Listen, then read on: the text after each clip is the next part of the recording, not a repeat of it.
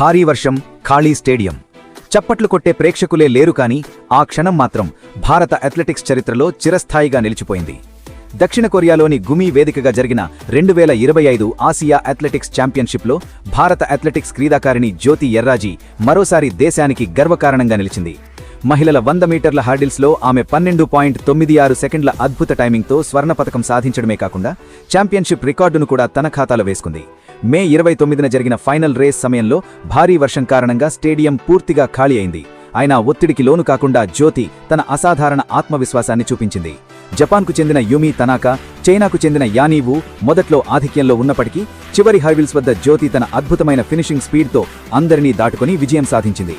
ఈ విజయంతో 13 సెకండ్లలోపు టైమింగ్ సాధించిన తొలి భారతీయ మహిళగా జ్యోతి చరిత్ర సృష్టించింది. ఇది 2023 బ్యాంకాక్ ఆసియా ఛాంపియన్షిప్లో ఆమె సాధించిన గోల్డ్కు మరో గొప్ప కొనసాగింపుగా నిలిచింది. విశాఖపట్నానికి చెందిన 27 ఏళ్ల జ్యోతి ప్రయాణం సులభం కాదు. 2024లో జాతీయ రికార్డు, ఒలింపిక్స్లో నిరాశ, గాయాల సమస్యలు అన్నింటినీ తట్టుకుని మళ్లీ నిలబడి ఈరోజు ఆసియా వేదికపై స్వర్ణంతో మెరిసింది. ప్రేక్షకులు లేని స్టేడియంలో మెడల్ అందుకుంటున్న ఆమె వీడియోలు ఇప్పుడు సోషల్ మీడియాలో వైరల్ అవుతున్నాయి.